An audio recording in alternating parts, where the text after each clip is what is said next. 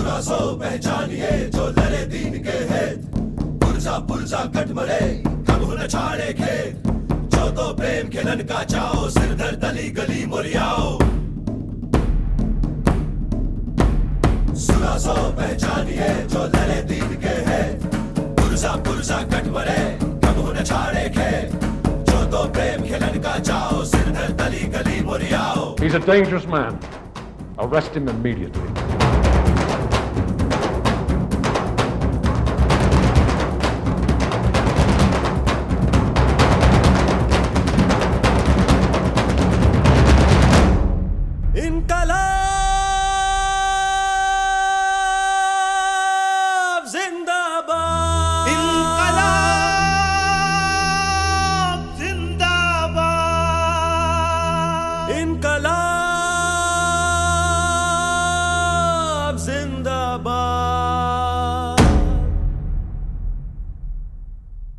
अगस्त सन 2000, मई सन 2002। 2 साल पहले जब हमको राजकुमार संतोषी जी ने इस पिक्चर का आइडिया सुनाया था तो हमको बहुत पसंद आया था। तब कोई पीरियड फिल्म रिलीज भी नहीं हुई थी, तो हमने उसी वक्त सोचा था कि इस पिक्चर को हम जरूर प्रोड्यूस करेंगे। असल में संतोषी जी का तो विचार काफी पहले से था। उन्होंने इसके लिए हमारे से कॉन्टेक्ट भी किया कि हम इस तरह से बनाना चाहते हैं। हमें उस बात की खुशी हुई। हमने भी उनसे यही कहा कि आप उनके विचारों को सही तौर पे रिप्रेजेंट करें, तो हमारी पूरी कोऑपरेशन आपके साथ है। 4 साल पहले की बात है जब मैंने कुछ किताबें पढ़ी लाइब्रेरी में भगत सिंह के बारे में। तब से मुझे ये फील हुआ कि उस आदमी के साथ इंसाफ नहीं हुआ।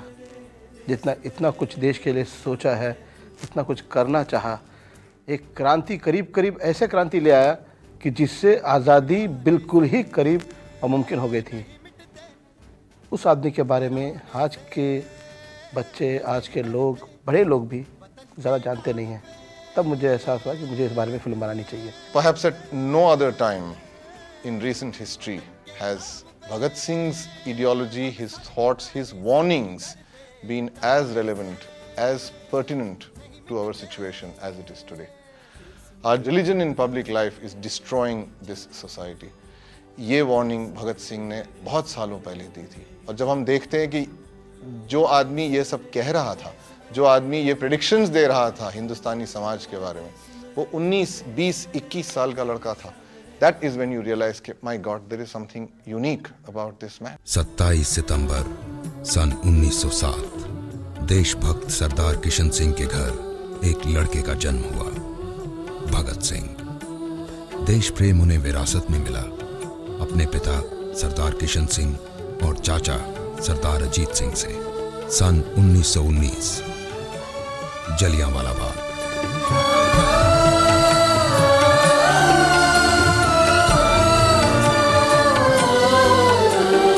यही वो घड़ी थी, यही वो मंजर था। छोटा भगत सिंह, उसने एक कसम खा ली कि चाहे कुछ भी करना पड़े, चाहे जान क्यों न देनी पड़े उसे, वो इस जालिम अंग्रेज सरकार को उखाड़ के फेंक देगा। इस पिक्चर को अगर एक सेंटेंस में कहना हो तो हम ये कह सकते हैं कि Bhagat Singh as he really was. Script का काम जब पूरा हुआ, हम फिल्म की प्लानिंग शुरू कर दी हमने। उस वक्त हम सोच रहे थे कि फिल्म का टाइटल क्या हो। कई नाम सामने आए कि शहीद भगत सिंह, क्रांतिकारी भगत सिंह। तो एक सवाल जो स्क्रिप्ट लिखते वक्त भी हमें परेशान कर रहा था कि शहीद बहुत सारे क्रांतिकारी हुए और भगत सिंह जैसे फांसी भी कई लोग चढ़े हैं। तो what makes Bhagat Singh different? उनसे भगत सिंह हट के कैसे आया? तो कौन सी बात थी कि जो भगत सिंह को उन सबसे अलग करता है? क्योंकि ये पहला या आखिरी क्रांतिकारी नहीं था जो फांसी पे चढ़ा। तो वो स्क्रिप्ट में बात हमने कहने की कोशिश की है, what makes him so different. और जब डिफरेंट क्या है वो जब हमें पता चला, देन वी थॉट कि these titles don't justify that man, because that man is just not a man, just not a revolutionary, he is a legend. Then this title we decided कि the legend of Bhagat Singh.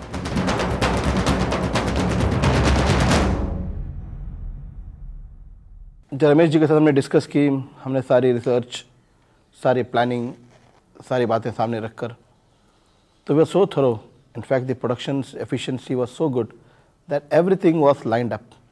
That was the reason why it was possible for us to make the film at a stretch in 5 to 6 months, because इसके पीछे 2.5 साल की planning और मेहनत थी. This film we went for more than 85 setups, all sets by Nitin Desai, and all 85. And the producer didn't compromise on anything.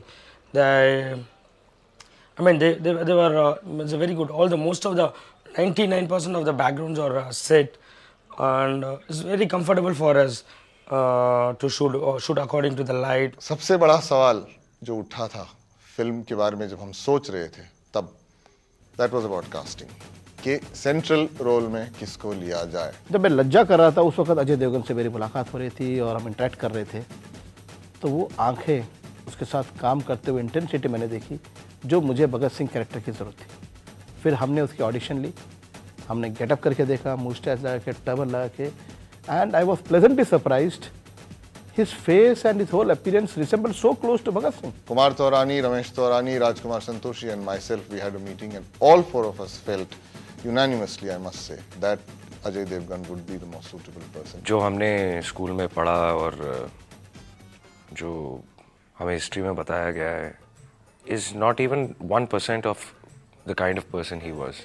I don't think he got his due. I don't know for XYZ reasons.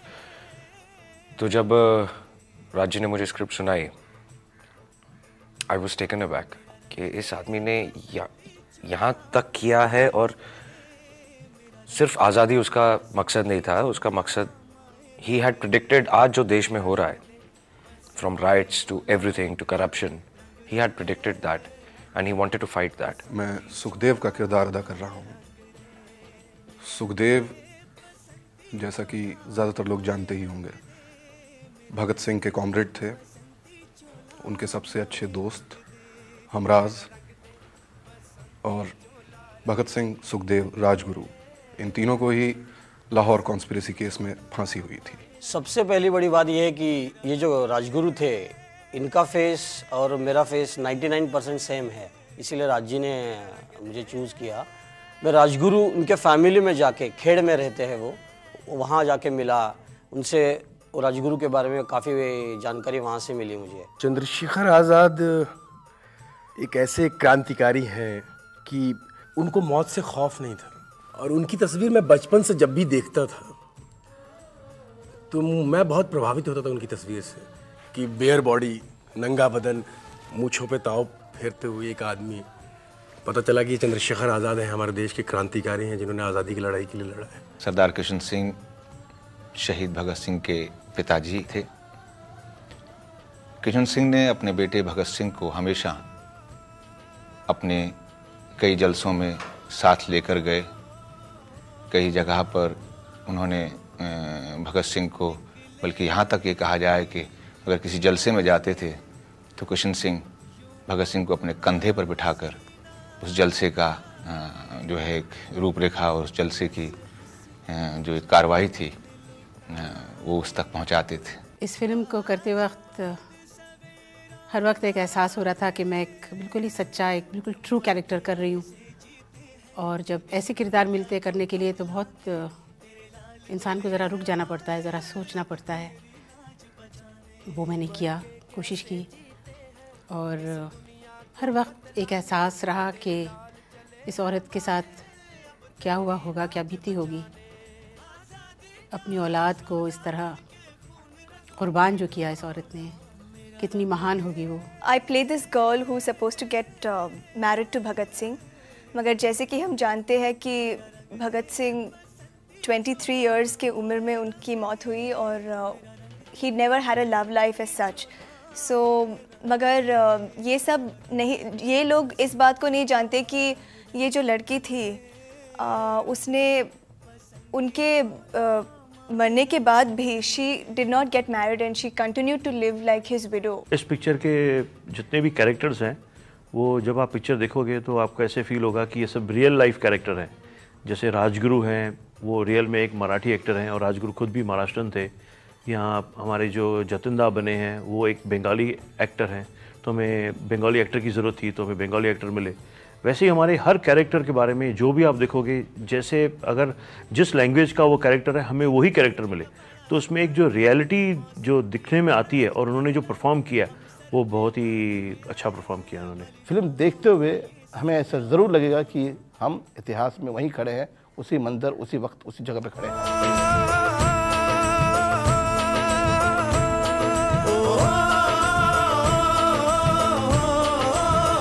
I signed this film 3 years back, and Rajkumar Santoshi ji wanted me to do this film, and then we talked about it, and then it took a long time for it to really materialize, and then I found out that Tips was producing it, and I think this is the first time I'm working with a music company like Tips, and it's good because I know that for sure that it'll be marketed very well and it'll be exposed very well. मेरा रंग दे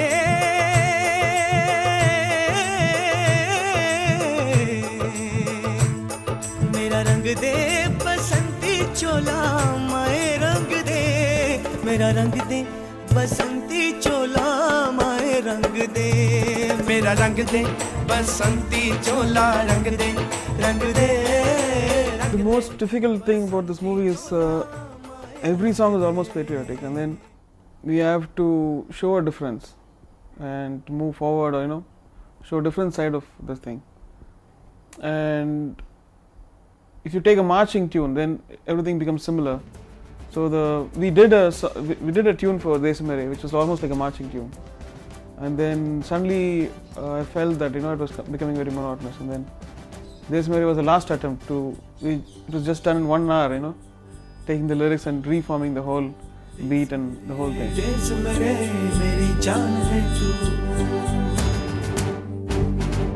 मिटाने से नहीं मिटते डराने से नहीं डरते वतन के नाम पे हम सर कटाने से नहीं डरते देश मेरे मेरी जान है तू। To have a romantic song in this kind of film is a tricky thing because you can't have Bhagat Singh singing a duet with his heroine or something like that. It's not that kind of a story basically, but it's a good effort for the cassette, so people get a relief from the hardcore patriotic songs.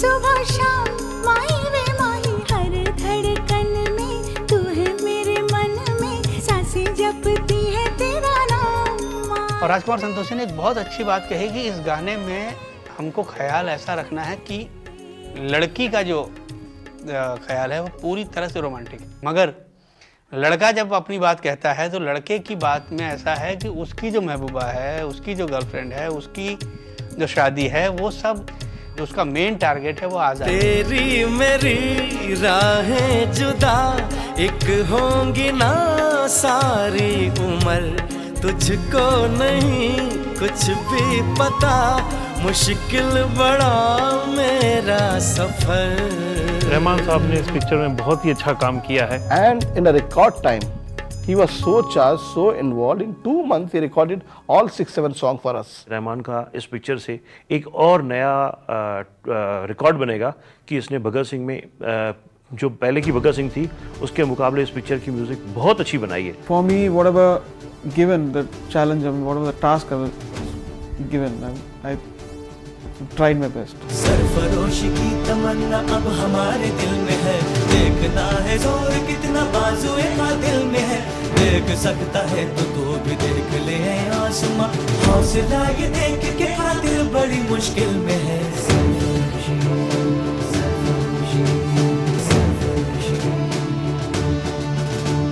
सरफरोशी की तमन्ना अब हमारे दिल में है, देखना है जोर कितना बाजुए का दिल में है।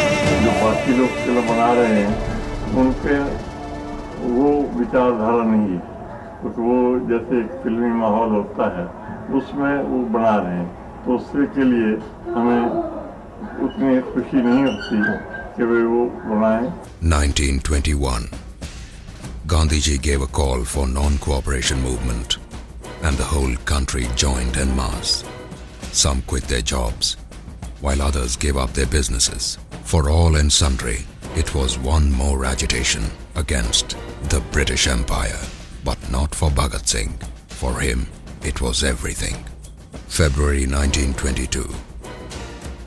Following the Chauri Chora incident, Gandhiji withdrew the non-cooperation movement. The country was stunned. Most of all, Bhagat Singh, as the non-cooperation movement for him was an obsession. 1922 to 1924. Bhagat Singh's search for education ended at the National College, but his search for the right path to free the motherland continued.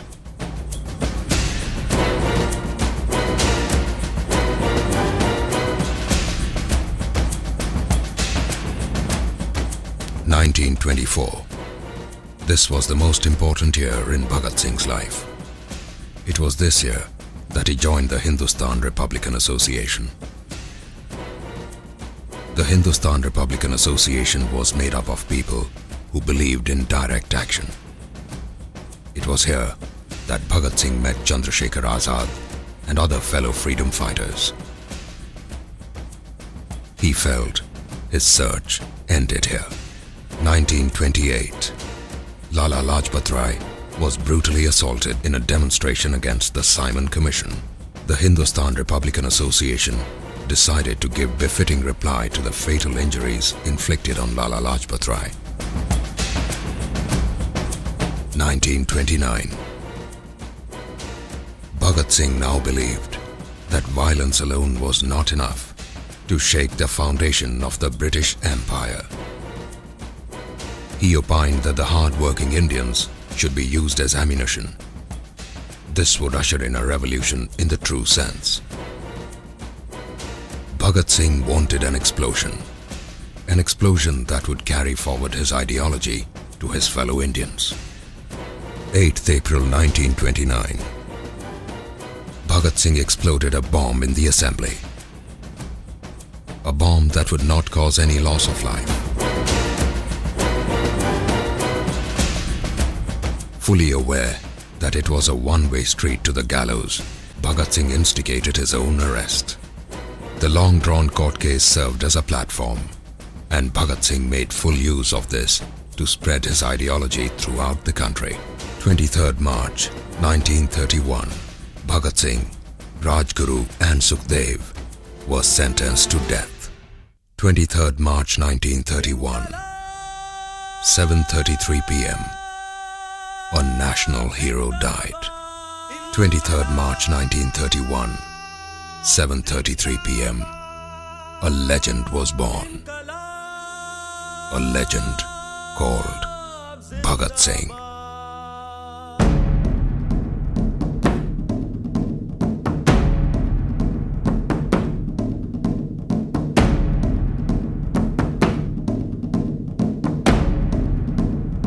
बड़ी बात तो यह है कि जिस्म से टपका हुआ एक बूंद खून आने वाली नस्ल के सारे खून में उबाला ला सकता है या नहीं, यही एक लौती ख्वाहिश लेकर पला बड़ा हुआ। पगड़ी संभाल जट्टा, पगड़ी संभाल गोए, तोड़ गुलामी की जंजीरें, बदल दे तू अपनी तकदीरें, पड़ जा ऐसा इनके पल्ले, कर दे इनकी बल्ले बल्ले।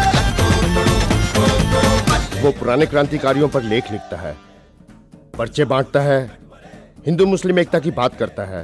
जो तो प्रेम खिलन का चाओ, सिरदर्द गली गली मुरियाओ। He's a dangerous man. Arrest him immediately. शरीर कैद किया जा सकता है, विचार नहीं। दुश्मन आदमी को मार सकता है, उसके आदर्शों को नहीं। हम उस आदर्श को अपने खून से सींचेंगे पंडित जी। हमारी पार्टी का मकसद है इनकलाब, और हम उस इनकलाब को आवाम तक ले जाएंगे। सरफरोशी की तमन्ना अब हमारे दिल में है, देखना है जोर कितना बाजुए का दिल में है।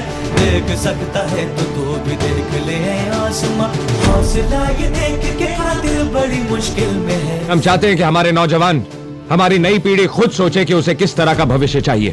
साइमन वापस जाओ, साइमन वापस जाओ। आजादी का रास्ता आजाद ख्यालों से ही बनता है। ये आसमां सर फिरे जवान हम तो हमारा मकसद सिर्फ अपनी बात सुनाना था और बहरों को सुनाने के लिए धमाके की जरूरत होती है। आज भगत सिंह सिर्फ एक नाम, एक शख्स नहीं, बल्कि पूरे देश में छाया हुआ क्रांति का एक जज्बा है। जनता इनके रास्ते पर चलने लग गई तो इससे हमारे समाज की रचना नहीं हो सकती। Bhagat Singh's popularity rivals that of Mr. Gandhi. Total independence, पूर्ण स्वराज, बस ये हमारा हक है और हम इसे छीन के लेंगे। मिटाने से नहीं मिटते, डराने से नहीं डरते, वतन के नाम पे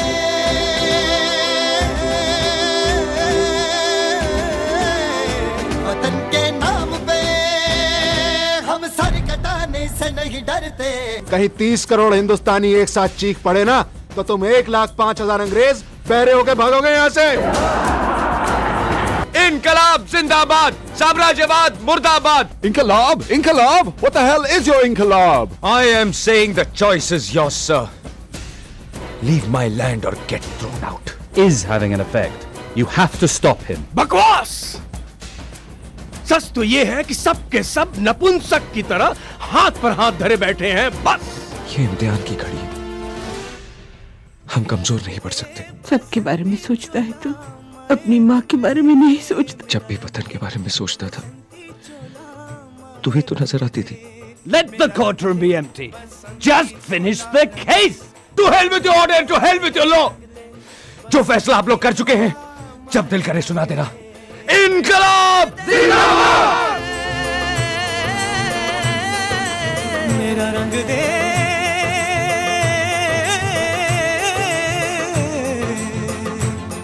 मेरा रंग दे बसंती चोला, माए रंग दे, मेरा रंग दे बसंती चोला, माए रंग दे, मेरा रंग दे बसंती चोला, रंग दे, रंग दे, रंग दे बसंती चोला, माए रंग दे, मेरा रंग दे बसंती चोला, रंग दे, रंग दे, रंग दे बसंती चोला, माए रंग दे। इनकलाब